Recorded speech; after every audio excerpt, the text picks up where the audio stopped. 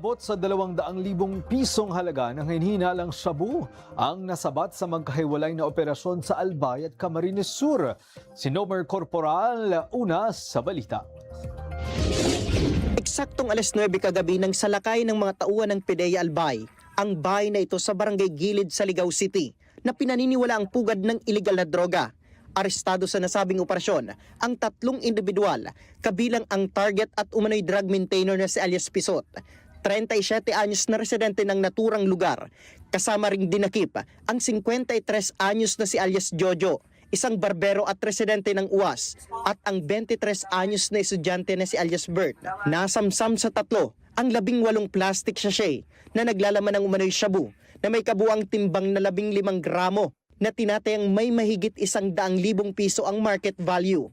Ayon kay Agent Rinoe Brigel, Provincial Officer ng PDEA Albay, nagsimula ang operasyon matapos makatanggap ng impormasyon mula sa isang concerned citizen kaugnay ng lantarang pagbebenta at paggamit ng iligal na droga ng target.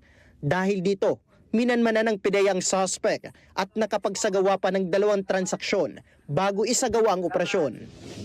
Po ito dahil na rin sa pakikipagtulungan ng mga residente na nandun sa area kasi very alarming kasi halos tapat lang siya ng isang Catholic school. At malapit siya than 50 meters sa simbahan. Kaya pinasa natin sa gabi yung bypass operation na nagresulta sa pagkakadismantle nitong drug den. Dagdag pa ni Brigel, dati na umanong nasangkot ang 3 sa iligal na droga. Sa barangay, kasama po ito sa minomonitor nila na drug personality na ayaw pa tumigil sa pagkaka-involved sa droga. Itong 23 years old na ito ay nahuli na in violation ng ating anti-drug law na under probation po siya. Hindi pa nga natatapos yung probation niya. Ito na naman at bumalik siya.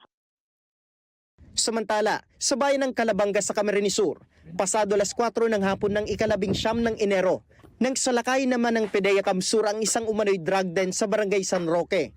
Inabutan ng mga operatiba ang 6 na individual, kabilang ang target ng operasyon na umano'y aktong gumagamit ng ipinagbabawal na gamot.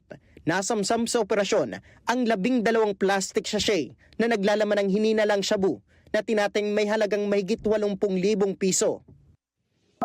Yung dalawa po doon is identified po ng ating operatiba na tuwing nagkakandak tayo ng monitoring and casing surveillance is itong dalawang kasama ni main subject is palaging nandoon. Kumbaga, siya na yung kasabuat nitong main target natin para magbenta at mag-facilitate ng drug den na yun. Hawak na ng PDEA ang lahat ng mga naarestong suspect at pormal lang nasampa ng kasong paglabag sa Comprehensive Dangerous Drugs Act of 2002. Samantala, kaugnay ng 2 matagumpay na operasyon, muling nagbabala ang PDEA sa mga patuloy na nasasangkot sa paggamit at pagbebenta ng iligal na droga na mas maiging itigil ang mga ito. Ayon sa PDEA, hindi sila titigil sa pagtugis at pagsugpo ng iligal na droga sa buong rehiyon ng Bicol. Nauna sa balitang totoo at laging bago, Nomer Corporal, alaunas sa balita, Congress TV.